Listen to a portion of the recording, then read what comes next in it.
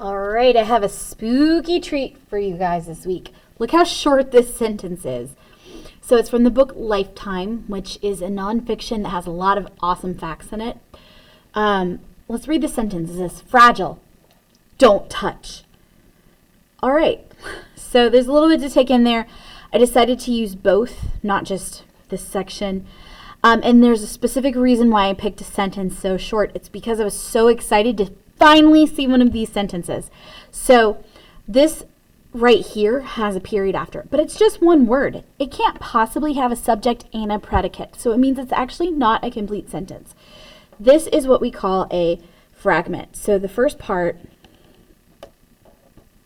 is an F-R-A-G-M-E-N-T, and a fragment, and I'm going to underline it with a squiggly. A fragment is something that, like if you break a vase and there's pieces everywhere, a fragment of the vase is a piece of the vase.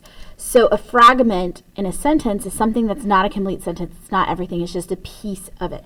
So we're going to call that a fragment. But the other section that says don't touch, it has an exclamation point. So that either means that it's exclamatory, meaning it has strong emotions, or it's commanding somebody to do something and it's considered an imperative. So don't touch, that is commanding somebody not to do something. So we have here an imperative. I-M-P-E-R-A-T-I-V-E.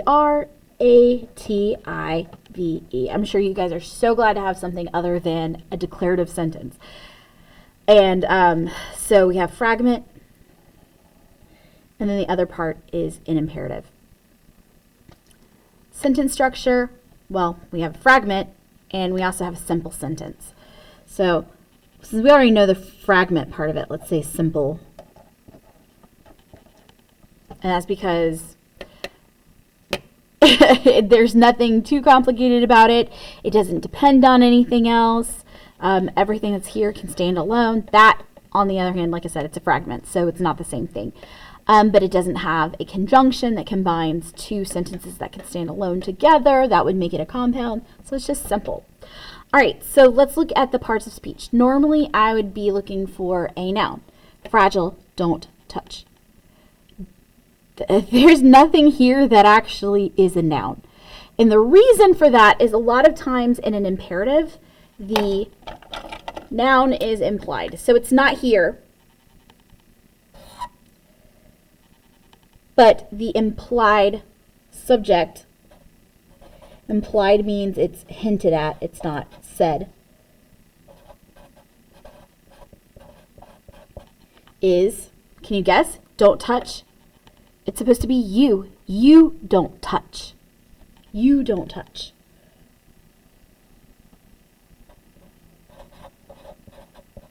So it's not actually there, but that's really what they're saying here. Is not just don't touch. You don't touch. So that would be a noun, but it's not even in there, so we can't really say it's there. So there aren't any full nouns in this sentence. All right, so here we have fragile. Fragile is describing something. Fragile in that sentence is describing, I believe it's describing an egg. It's describing something that comes from a creature. So it's a describing word that's describing a noun. So we just don't see it because we don't have the context of the whole book right now.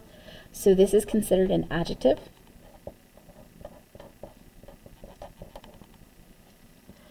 And then here, don't. Don't is a combination of two words. It's do and not. Do and not.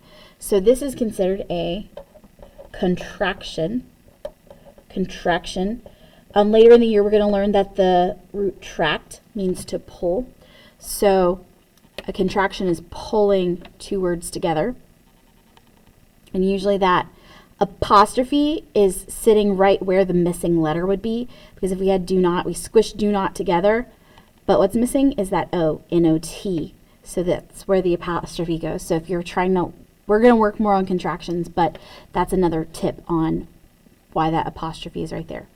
All right, and then touch is a verb. Now, really, if you think about it, do and not, they're helping verbs. So they kind of all link together. So if we're looking at our subject and the predicate. The subject, I said it was implied because it's not really there, so we're going to put in parentheses you, even though it's not there. So you. And it's not touch, it's do not touch.